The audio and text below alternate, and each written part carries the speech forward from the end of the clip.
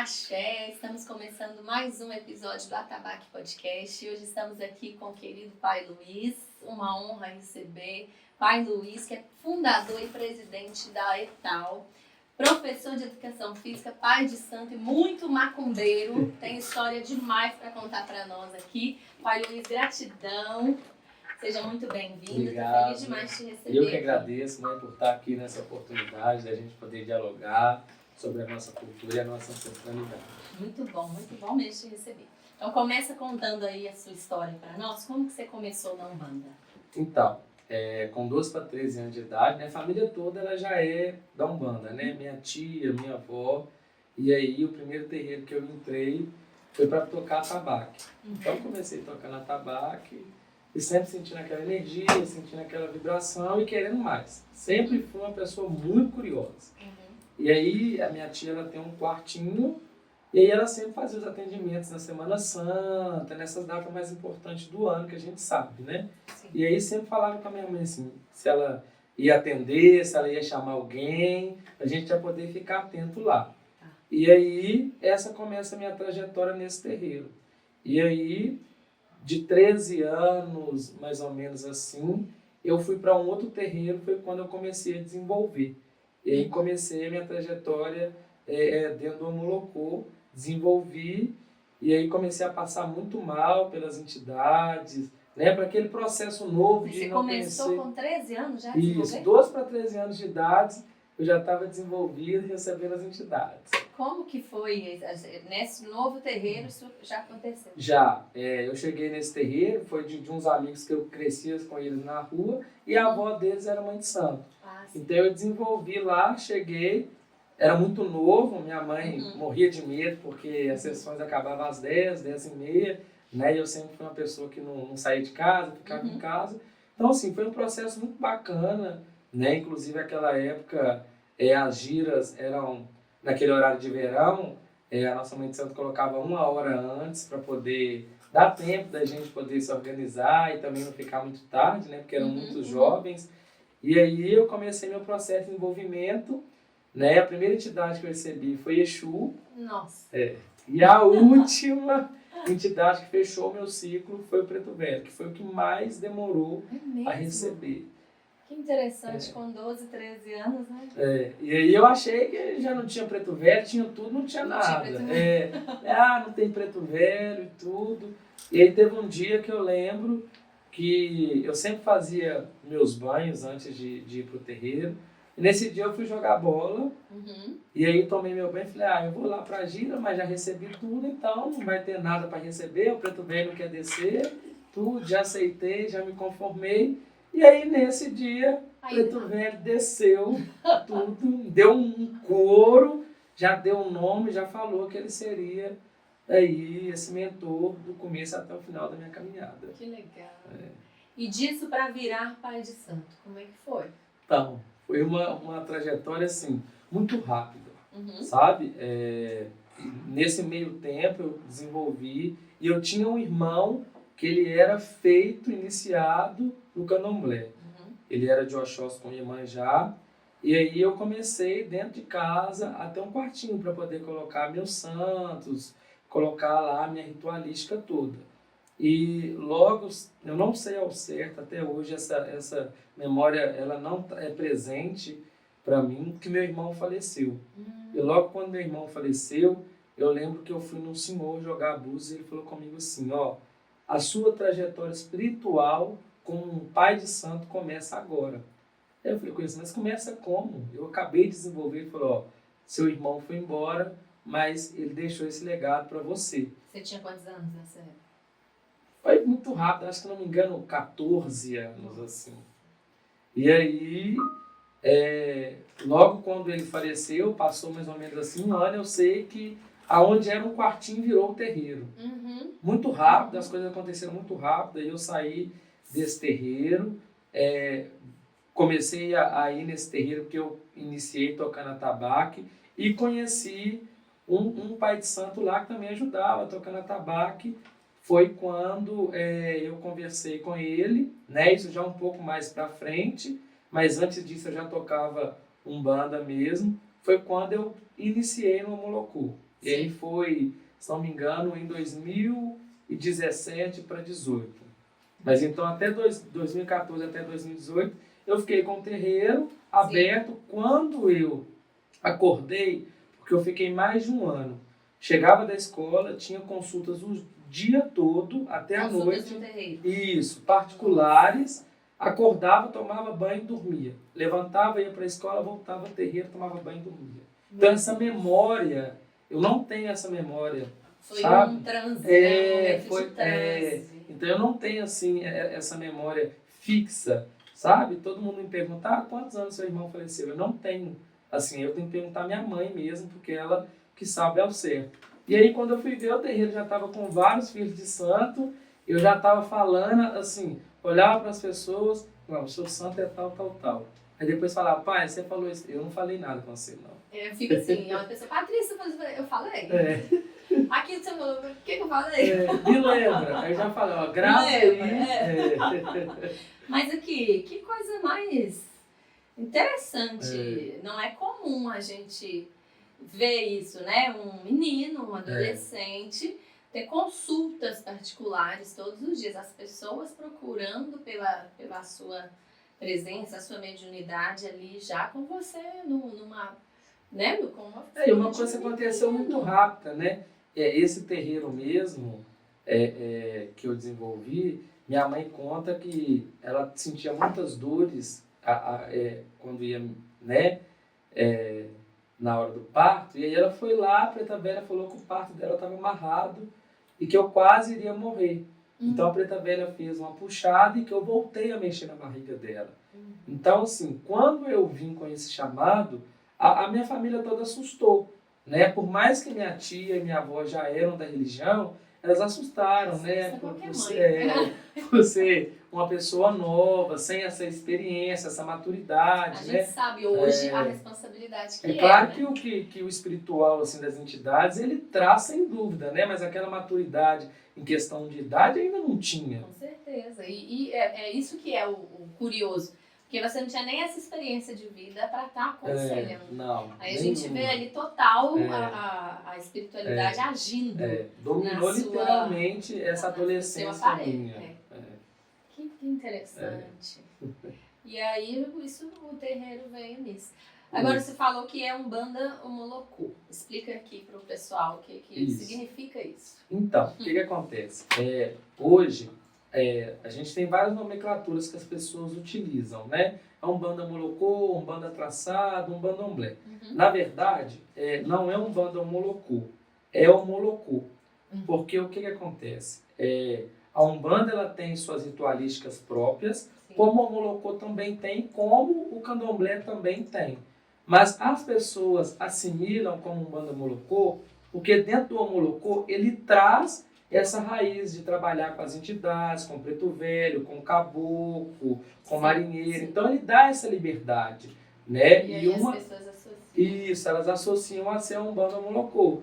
E não é porque na Umbanda, por exemplo, não tem a iniciação de santo. No Omoloku ela tem iniciação diferente do Candomblé, que também não é o Candomblé, né? Então ele é um culto próprio, ele é mais antigo que a Umbanda, mas que também não se priva de trazer esses ensinamentos que a Umbanda carrega e junta. E acho que isso é o legal do Omoloku, né? Ele não fala assim, eu sei disso, então eu não preciso disso. Ele traz isso, eu sei disso, eu vou juntar um pouquinho desse e um pouquinho daquilo. Além disso, o Omoloku ele tem abertura com os grupos chikungados. Então, assim, no nosso terreiro mesmo, tem algumas festas que tem os grupos chikungados que vai lá através dessa união. Que interessante. É igual antigamente, eu estava lembrando disso esses dias, quando eu comecei também, há 20 anos atrás, as pessoas falavam espírita umbandista. Né? Aí aos pouquinhos a gente conseguiu explicar e entender a diferença. Que o espiritismo é uma coisa e um umbandista é outra coisa. E aí agora essa Umbanda Omoloku está meio nisso também, né? As pessoas ainda associam, daqui a pouco a gente começa a entender que são coisas diferentes. Eu acho mais que também seja a questão do preconceito, da intolerância, né? Porque naquela época, querendo ou não, o espírita, ele não era, né, mal visto como uma pessoa da Umbanda, uma pessoa do Candomblé. Então as pessoas falavam, não, eu sou espírita. Né? A gente vê isso nas casas mais antigas hoje, que é Tenda Espírita Pai Benedito, Centro Espírita Mãe Maria de Guiné, sabe? Então a gente vê essa associação ainda. Sim, com certeza. E o que você, sei lá, hoje você está com quantos médiuns no seu terreiro? Olha, hoje a gente tem em torno de uns 20 médiuns. 20 médiuns? Mas assim, 20 na casa e outros espalhados pelo Brasil. Que você já desenvolveu e isso, a gente cuida espiritualmente, né? E aí, às vezes, porque como o Molocô, ele tem essa questão de cuidar, né, desse lado do orixá, de dar as obrigações, né, que é o diferencial igual no Candomblé, que se dá obrigação 1, 3, 5 e 7, o Molocô se dá anual, para renovar aquela energia desde o começo. Sim. Então tem uma procura muito grande. Então às vezes as pessoas que têm terreiros em outras cidades, elas vêm, que já se iniciaram, tomam as obrigações e voltam para casa. É claro que a gente não deixa ela, né, sem um preparo, sem um cuidado, mas a gente também não prende, né, porque o tempo do cativeiro já acabou. Sim. Né? Explica um pouco melhor, o que seria essa obrigação? Então, o que acontece? O Omolocô, ele tem a feitura de santo, né? Então ele traz, e a gente hoje consegue entender que o Omolocô, e não só o Omolocô, mas a Umbanda, são todas religiões de matriz africana. Porque quando eu recebo um preto velho, o preto velho fala comigo assim, eu sou pai Tião do Congo, ou seja, Congo vem de onde? Também vem de África. Da África. Então não dá pra gente separar. A gente pode separar os costumes, as tradições, as hierarquias. Sim. Que quem separa, na verdade, é o ser humano. E não as entidades. Né? Então, essa feitura de santo dentro do Omolocô, ela é feita, né, diferente do Candomblé, elas são 7 dias de iniciação, e aí ela tem todo um período, né, pós essa iniciação, e aí todo ano você dá aquela obrigação, né, para renovar, podemos dizer, aquele axé que começou desde a sua primeira obrigação ali. Sim, muito legal. Como é que é isso, tocar um terreiro com 20 médiuns? Olha, em 2024. É uma experiência, assim, e a gente vai reconstruindo, né? Eu iniciei dentro do meu próprio terreiro em 2018, né? O meu pai virou para mim na época e falou assim, olha, eu vou te iniciar porque é de sua vontade iniciar, conhecer essa energia que você tanto ama, que você tanto carrega, mas já dá para ver que a sua espiritualidade, além disso, ela já te traz tudo. O seu pai, você disse quem? O meu pai de santo que me iniciou. Sim, né? Hoje eu não estou na mão dele, eu estou Sim. com uma outra mãe de santo que seria minha madrinha, mas que não foi. Sim. Né? Então, iniciei dentro, né, da minha própria casa e aí aquilo tudo foi se tornando novo. Até então, depois que eu iniciei, eu não toquei mais essa parte do Omolocô, de dar as obrigações, até porque é um ritual diferente e precisa de um suporte, de um amparo, porque mexer com a vida das pessoas, isso é muito sério, né? E aí eu continuei cuidando do meu santo, mas não nesse lado de iniciar, de recolher ninguém. Até o ponto que eu fui, de novo, procurar essa mãe de santo, que seria minha madrinha de santo, que desde a primeira vez que eu olhei para ela, eu falei, eu amei essa mulher. Você já sentiu já, alguém? Pela humildade, pelo carinho, pela simplicidade e de ver que é aquilo que a gente precisa. Sim. Né? Não é a roupa da entidade, não é o melhor cachimbo, não é a melhor bebida, é a simplicidade que faz a diferença. E aí foi quando eu fui para casa da mãe, sentei, conversei com ela, ela falou, meu filho, eu estou aqui para te ajudar. E aí é muito emocionante, porque eu levo isso para os meus filhos hoje, porque ela me conhecia como um filho de santo, mas não sabia o que eu vivi. E ela, desde o começo, falava assim, ó, as entidades do terreiro falaram uma coisa para mim te dar o seu axé.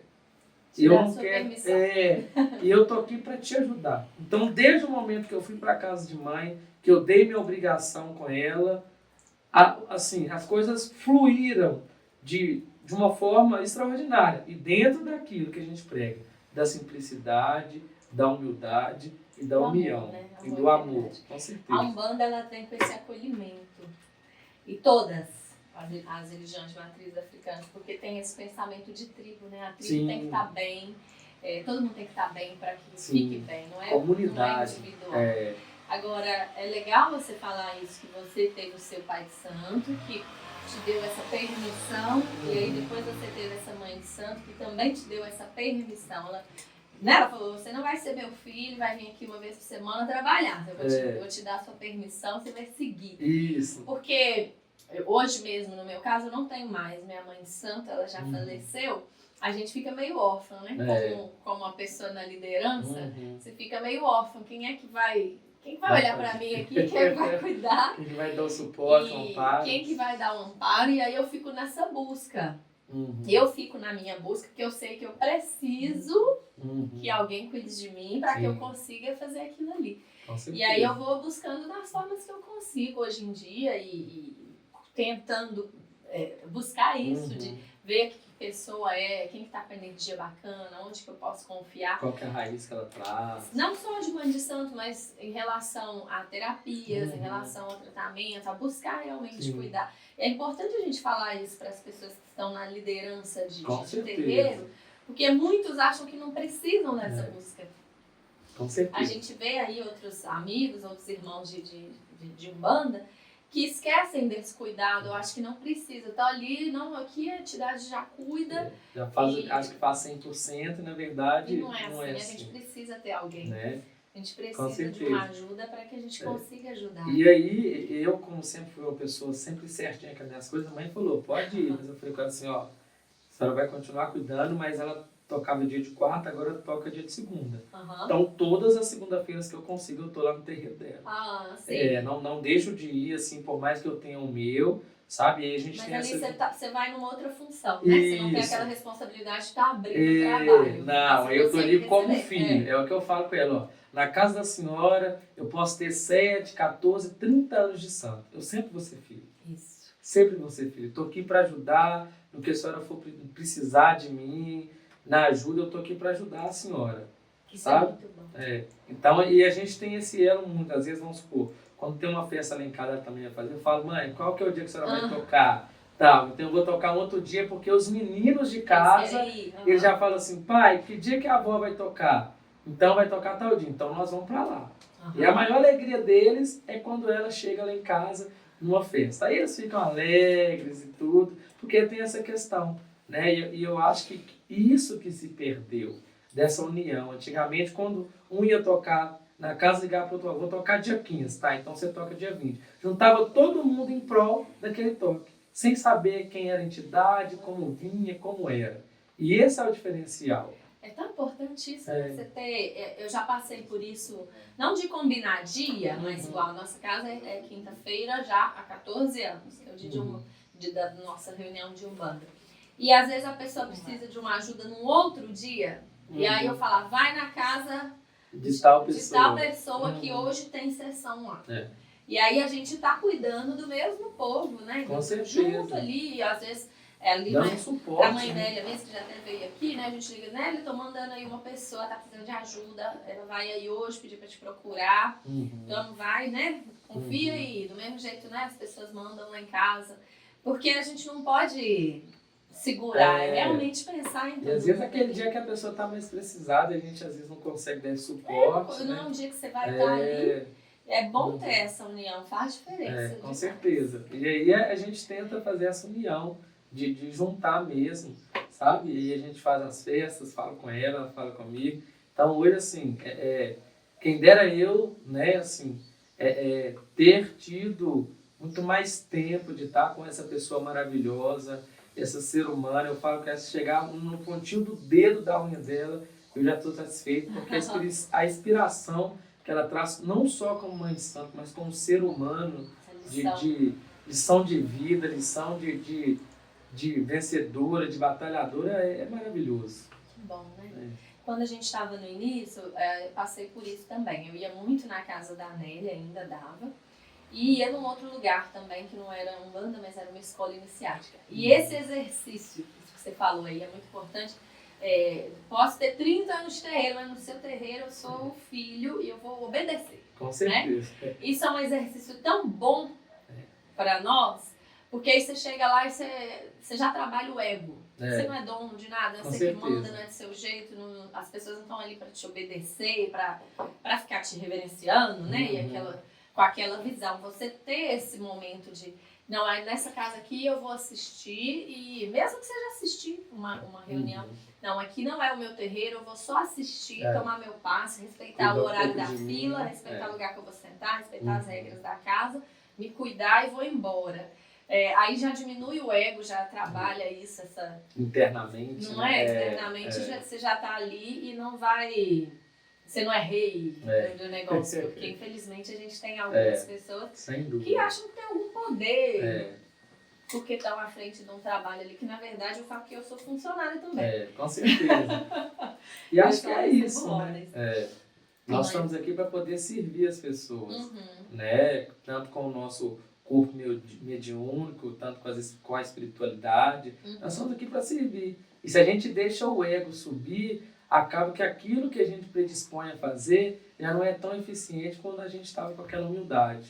Não tem jeito, as próprias entidades já não acompanham, então vão deixando a gente levar os cursos. Eu olho isso muito como experiência, principalmente do terreiro, que, assim, eu pego tudo que acontece de lá e tiro um pouco de aprendizado para mim. Então, o terreiro, eu falo que o terreiro começou desde 2000, com a minha tia atendendo, porque eu já era de lá. Sim. Mas hoje eu tenho um preto velho, que eu fui o último a receber, e hoje ele é o mentor da casa, que ele tem um cachimbo de desde quando ele desenvolveu. O cachimbo dele tá todo quebrado, tá todo arrebentado. Imagina. E todo mundo fala com ele assim, vamos trocar. Aí ele fala assim, meu filho, vamos parar de balangar a biela. Que ele fala desse jeito. Então assim, tá lá. Aí, na última reunião, que ele falou assim, fala pro meu menino começar a pensar agora em ver se vai trocar a panela de nego. Então a gente traz isso. Se eles que são eles, que estão aqui para poder trazer um ensinamento pra gente, querem o simples, por que a gente vai querer mais? Né? A gente qual a inventa, necessidade? A gente inventa cada coisa. Qual a precisão, não é? Então me fala um pouco o que significa ETAL e como foi essa fundação. A ETAL, a sigla significa Associação de Encontros de Terreiro Afro-Luzienses. A ETAL surge dentro do meu terreiro, né, junto com outros jovens, para a gente poder discutir essa questão de comunidade, de como que a gente traria, né, os outros terreiros em comunhão, independente de nação, né? Porque a gente acredita que quem divide, isso é o ser humano. Sim. Se a gente pega, por exemplo, assim, um santo, ele vai dançar numa casa de Umbanda, na casa de Candomblé, na casa de Omolocô. Porque ele não tem essa divisão, né? E aí eu peguei um mapeamento feito pela Secretaria de Cultura e o nosso terreiro começou a ligar para os pais de santos, marcando uma reunião no teatro, com esse objetivo de sair dali alguns encaminhamentos e essa junção. Então a ETAL surge no dia 22 de julho de 2022, com essa reunião no teatro. Para lutar em prol dos terreiros de matriz africana, lutar em prol da cultura, no combate ao racismo, à intolerância religiosa dentro do município de Santa Luzia, que, querendo ou não, é uma cidade ainda muito racista, muito intolerante. E aí a gente pensou, olha, como que a gente vai combater isso? A ignorância é combatida com o quê? Com estudo. Então, primeiro a gente tem que, né, unir os nossos para a gente poder levar essas tradições, os saberes, da oralidade para essas pessoas. E aí que surge a ETAL. Muito bom, é muito importante. E você está falando que Santa Luzia ainda tem isso tudo, né? Você tem algo assim que você pode compartilhar com a gente? Para dar exemplo para as pessoas entenderem o que é a intolerância religiosa que Santa Luzia passa. Eu sei de alguns casos, mas você deve saber uns bem simbólicos assim para as pessoas entenderem a importância da ETAL para a cidade. Olha, a gente sabe, né, dentro da comunidade que acontece. Eu vou dar um caso, quando a gente vê que o racismo estrutural já está institucionalizado dentro desse racismo junto com a intolerância religiosa. A ETAL ela faz vários eventos na cidade, né? Agora com o presidente da República sancionou a lei dia 21 de março, então a gente faz os eventos. Então a gente tem ali todo um planejamento de tirar o vará, de pagar as taxas, de comunicar a prefeitura, de comunicar a polícia militar, né? Todo esse processo. Então já teve eventos da gente fazer com todo esse comunicado e pagando a taxa e todos esses órgãos sabendo. E a gente não ter uma guarda civil ou militar estando lá no evento para poder, né, resguardar o nosso povo. É brincadeira.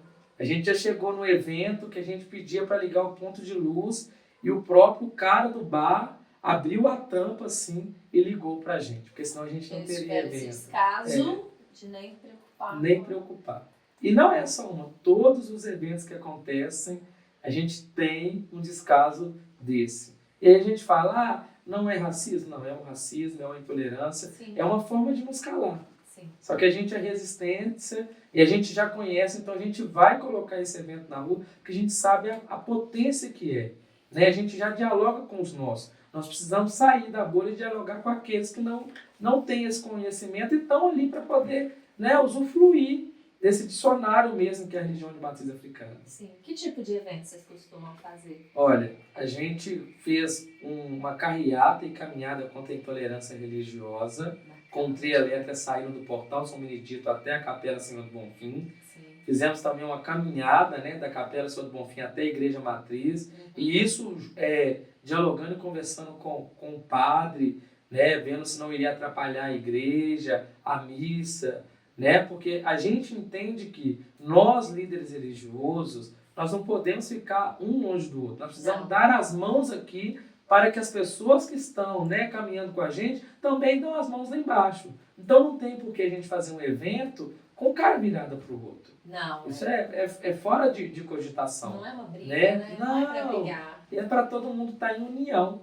né? A gente fez também a festa de Preto Velho, que acontece sempre, né? Em BH. Sim, tudo ano, que inclui inclusive a festa de Preto Velho e a festa de Iemanjá, elas foram fundadas por pessoas do Homolocô. Tá. Tata Tancredo da Silva Pinto foi um codificador do Homolocô. Sim. E aí a gente trouxe, né, por ver essa logística do nosso povo às vezes ter que sair daqui para ir em BH, às vezes até aquela locomoção, né? E aí a gente começou a fazer essa festa na Praça da Juventude.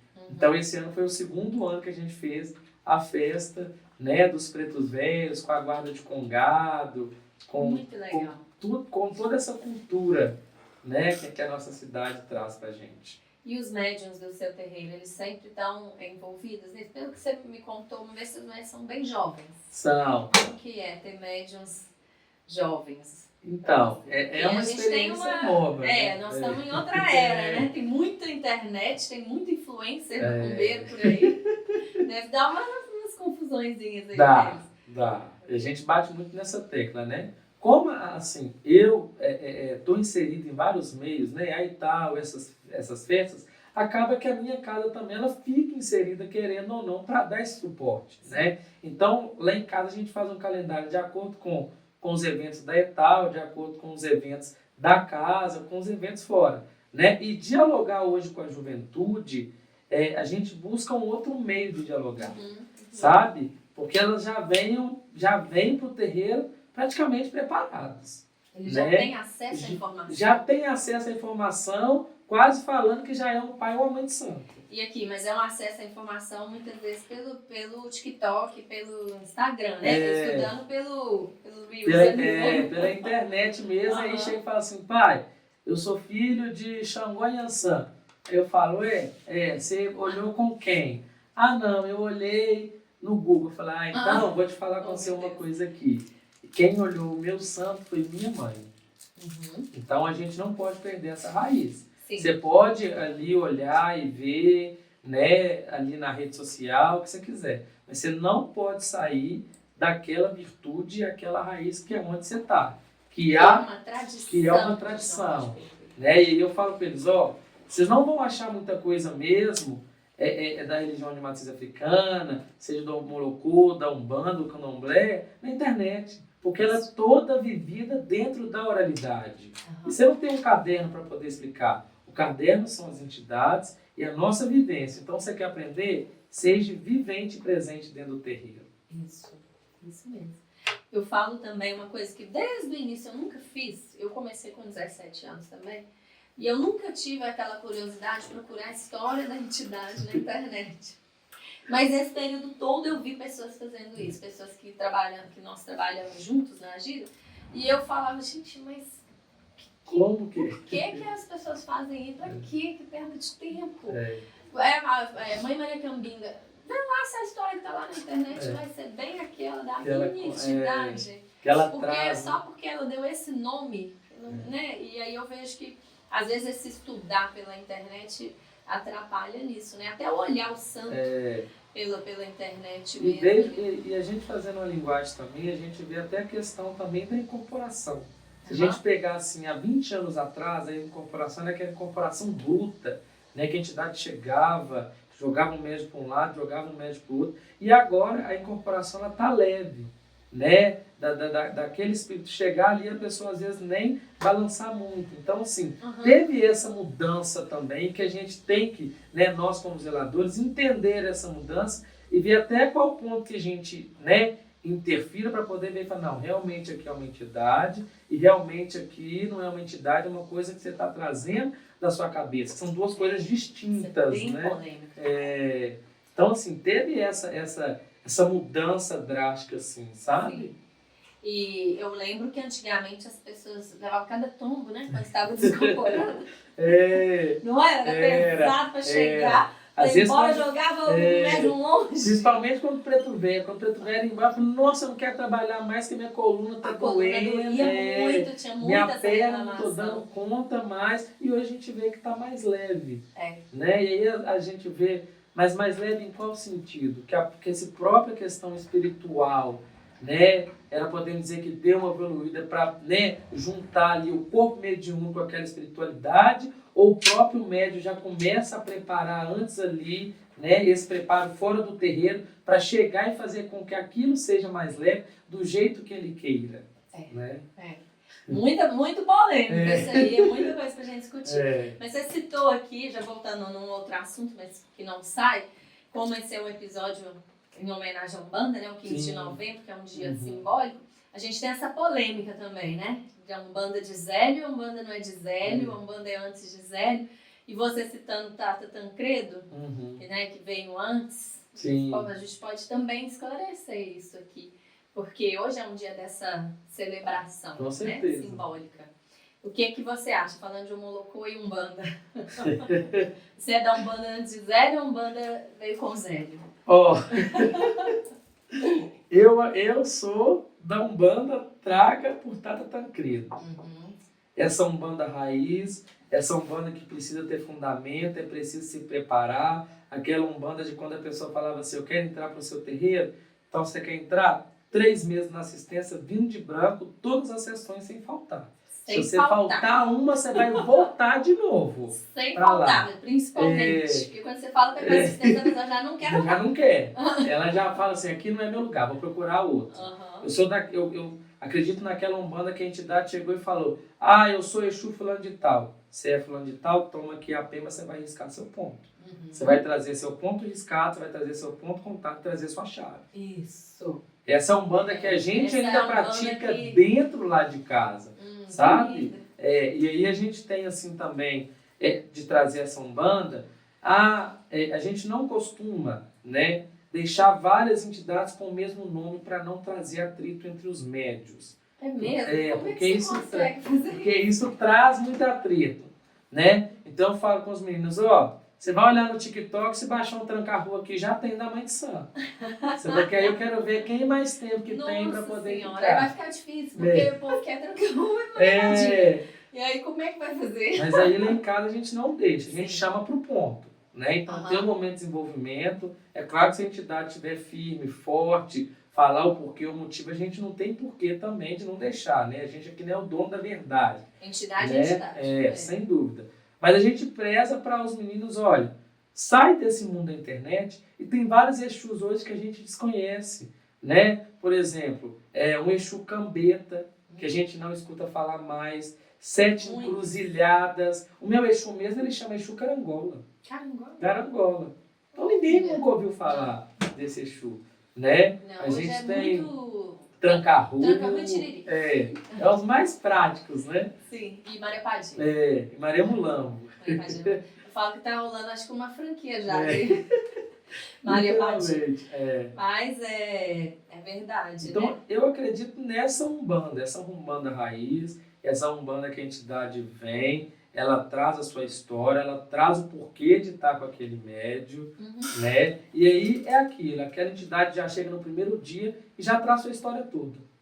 Uhum. E aí Precisa olhar no não precisa olhar no Google, não precisa fazer nada, o médium já tem aquela consciência que ele está também, né, incorporado. Porque com essa fragilidade dessa espiritualidade, eu tô e eu não estou recebendo, é eu ou é a entidade? Então isso traz um conforto para o médium ali, ter aquela consciência de trabalhar. Então eu acredito nessa Umbanda. É isso aí. Gente, é só para contextualizar isso que ele está dizendo, porque a Umbanda ela vem em 1908, o nome Umbanda por Zélio de Moraes, e a gente tem toda essa história da Umbanda aí, mas já rolava as sessões, as coisas, as entidades de Umbanda já desciam no Brasil inteiro, Com né? certeza. Mas, principal, a gente tem registros muito do Rio de Janeiro e Tato Tancredo é uma pessoa que estava muito envolvida nisso. Ele estava muito ligado ao samba também, né? E o nome Macumba Carioca também é bem famoso, que já rolava essa Macumba Carioca.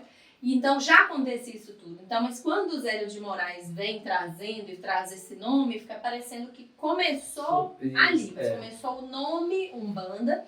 E aí começaram os movimentos também como se fosse um codificador também da Umbanda, né? Como que aconteceu também com o Tato Tancredo, né? Porque a verdade é que o Omolocô, ele começou a germinar dentro dos terreiros de Umbanda. Então juntaram-se os dois nessa época, principalmente do Rio de Janeiro, onde o Omolocô, ele é um fruto forte por causa de Tato Tancredo. E aí foi que falou, opa, uma coisa é uma coisa, outra coisa é outra coisa. Vamos só organizar os cultos, não separamos. Vamos organizar para as pessoas só entenderem. Aqui a gente também entendeu o que a gente está fazendo. Então, por isso que a gente fala que ele não é o fundador, ele é o codificador. Mas assim, começou esse movimento dos registros, de legalizar, de organizar o negócio para que também tivessem direito a cultuar, para fazer as sessões, os rituais do jeito que eles queriam. Eu não sei bem quem foi, não sei se você sabe me dizer, mas alguém, não sei se foi a mãe dele, Tato Tancredo, que falou, faça pela macumba o que você fez pelo samba. Todo aquele movimento de colocar o samba numa posição de importância para a nossa história, né? Para ele fazer. Então, esse dia é simbólico por isso, porque começaram ali, mas já rolava, já acontecia, a gente sabe disso. Então, e foi também, acho que o meio também de levar para outros olhares nessa questão do samba. E a gente vê que a nossa religiosidade não está hoje só dentro como, né, religiosidade, mas como cultural também, e que nós também, né, principalmente os nossos mais velhos também, estão tendo que fazer essa adaptação, né, de entender, de conhecer, de levar de dentro dos terreiros para fora essa questão cultural. Entender que faz parte da nossa história. Sem não dúvida. Tem que ficar... Hoje essa questão, né, a gente tem o lado não tão bom desse excesso de informação contraditória na internet, mas ao mesmo tempo essa abertura de poder cultuar, acho que auxilia também em relação ao preconceito. Com certeza. Né? Apesar do preconceito ser um problema sério, a intolerância religiosa por questão racial e do preconceito das pessoas ainda existe muito, mas ter na internet as pessoas também se declarando mais umbandistas é uma parte que ajuda. Com certeza. A gente que traz essa visibilidade para as pessoas que não têm esse conhecimento, né? Sim, e lá no seu terreiro você estimula eles, você tem um dia de estudo, estimula a leitura, estimula esse desenvolvimento também? Então, o que acontece? Porque você está mexendo com jovens. O que acontece? O Omolocô, a gente tem vários livros de Tato Tancredo, né? Então, quando eu falo que eu não reinventei, mas eu voltei de novo a cultuar o Omolocô, a gente foi para essas raízes, então a gente buscou esses livros de Tato Tancredo, até mesmo para poder entender essa interação com a Umbanda, o porquê, como, para a gente, né, ter essa base de conhecimento. Então, a gente tem esses estudos no terreiro, mas não é o estudo que a gente pega e fala assim, olha, o livro está aqui para você ler. Porque os livros de Tancredo, ele começa falando de uma coisa, termina de outra, e quando vê já estão com fundamentos importantes ali, sabe? Então, assim, é também uma bagagem importante, mas se a gente coloca na mão do jovem ali, e amanhã ele está fazendo aquele fundamento que está no livro. Entendi. Entende? Então a gente fala, hoje o dia é a gente falar sobre mediunidade. Sim. Então, vamos tirar as dúvidas, vamos entender. Hoje é para a gente poder falar sobre a questão da cultura banto, dos dialetos, o porquê disso, o porquê daquilo. Né? Hoje, assim, agora a gente parou com esses estudos porque a gente está construindo uma nova sede. Porque o terreno já está pequeno, então em janeiro a gente vai inaugurar a nossa nova sede. Lindo, que bom! Então aí a gente volta novamente com esses estudos. Sim.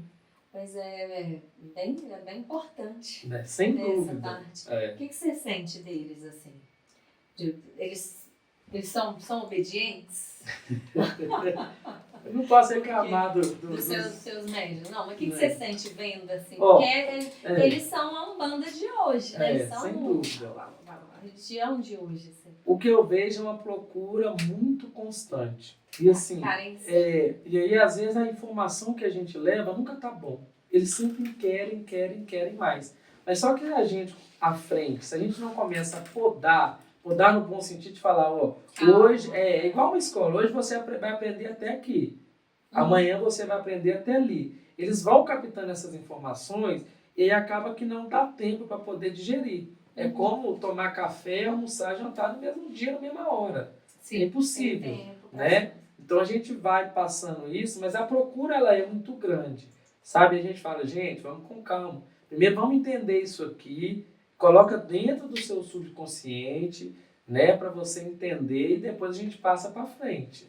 Eu perguntei por isso, porque eu sinto uma carência das pessoas hoje de resolver a mediunidade. Se elas não sabem o que faz, como é que busca, eu sinto assim, eles têm uma procura grande mesmo. O que eu vou fazer? Porque hoje, por estar mais aberto, a gente falar, você é médium, a gente já entendeu que todo mundo é médium, as pessoas falam, não, então isso que eu sinto é real, não tô doida, tô sentindo, o que eu vou fazer?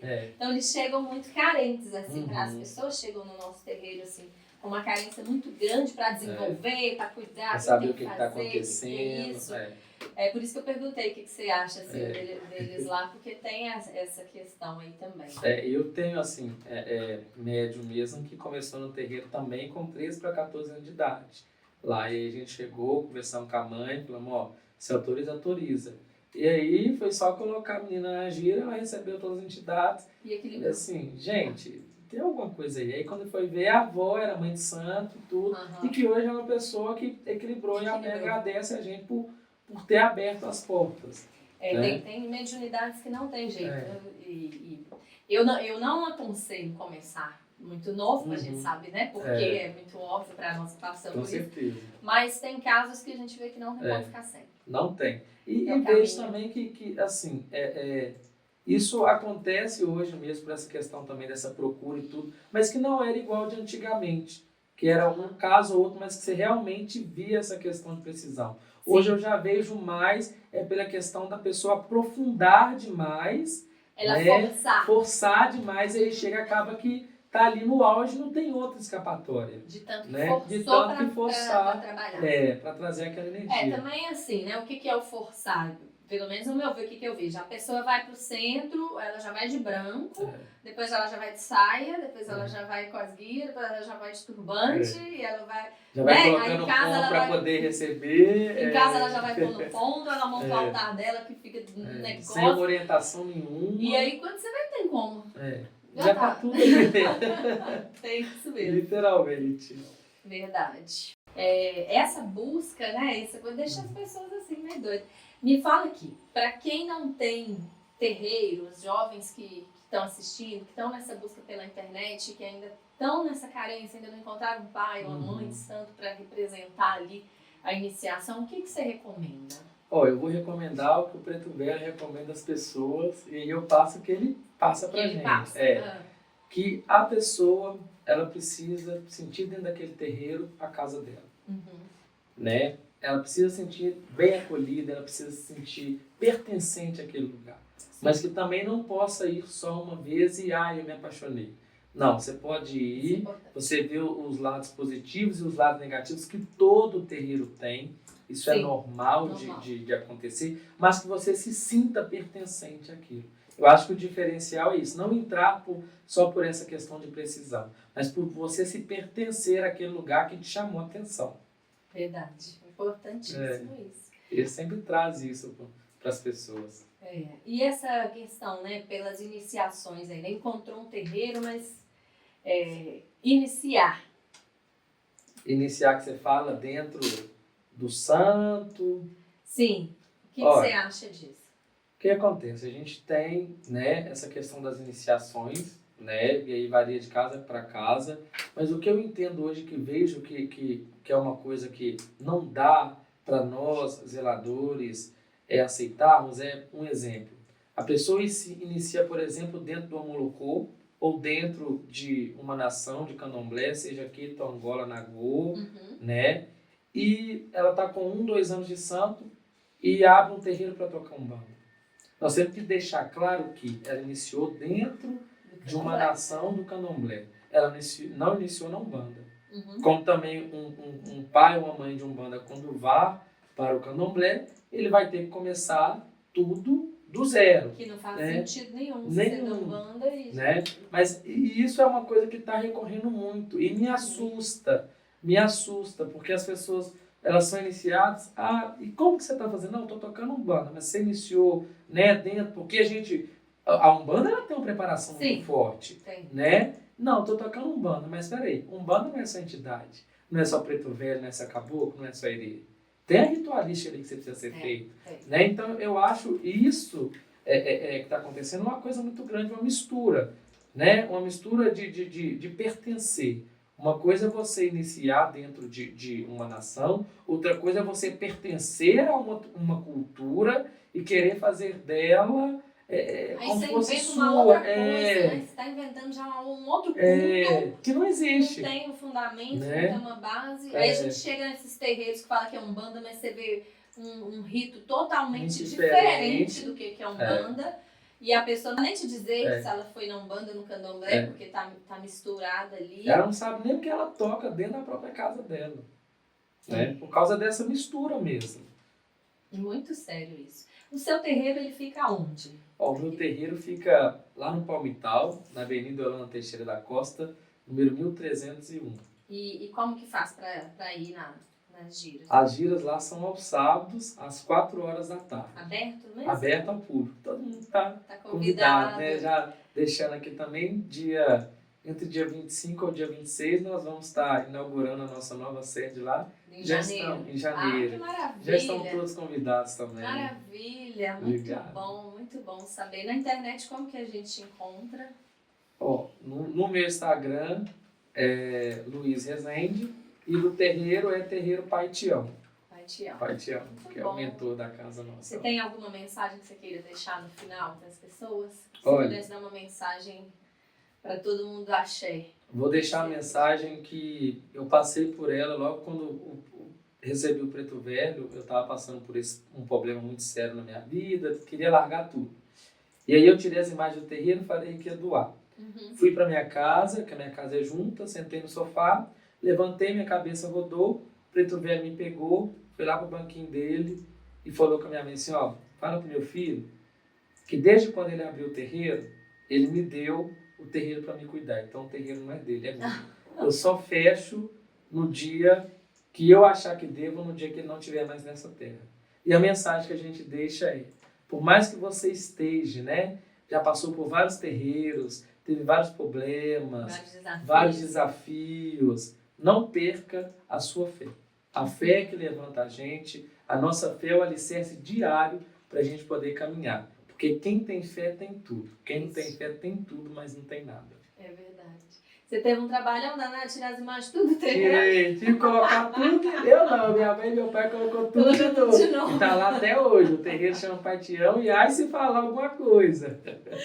Não é? Que a gente ama demais, a gente é apaixonado demais pelos nossos mentores, mas existem momentos muito desafiadores e aí você tem que ter uma paciência, uma sabedoria ali grande, junto com a fé, que é até inexplicável. Como sem dúvida. Eu já tive um momento assim, acho que 2 vezes na vida, eu revoltei.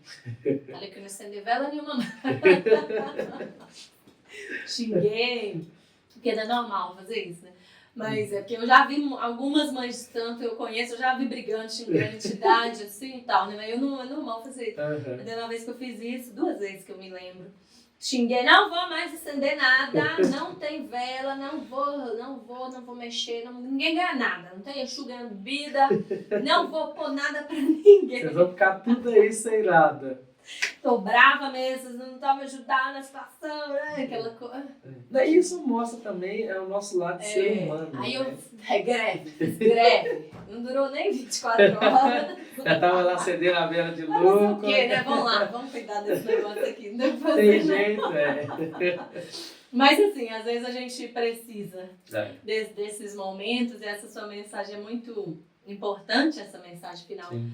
Porque é isso, a gente não pode perder. Não pode. Eles estão De jeito o nenhum. tempo todo nos amparando. Com certeza. E a gente não tem a resposta, às vezes, da maneira egoísta que a gente gostaria de receber, mas nunca vai significar que eles abandonaram a gente. Sem dúvida. Então, isso é muito importante. Pai Luiz, muita gratidão. Eu que agradeço. Muita gratidão, de estar muita aqui, axé. de poder falar nesse espaço, para as pessoas terem, né, essa oralidade, né, sendo transmitida para as pessoas. Eu acho que isso é importante, a gente quebrar paradigmas e levar essas informações para essas pessoas. Com certeza. Eu aprendi muito aqui com você agora. Eu também. E aí já fico muito feliz das pessoas também poderem receber esse momento, porque é muito importante para nós, a gente sabe, né? Com certeza. A luta que é de fazer a nossa fé, nossa religião ser considerada, sem respeitada. Dúvida. E sem falar também nesse projeto, né? Esse projeto de trazer essa informação também, que tem as lutas, as dificuldades, mas que a gente tem que lutar também para não parar, né? Porque isso leva a informação, isso quebra preconceito, isso traz, né, essa cultura, esse saber, e tem um papel fundamental dentro do nosso município. E que perdure por muitos e muitos e muitos anos. Muito, fazendo a função que tem que ser da comunicação. Com certeza. É isso aí.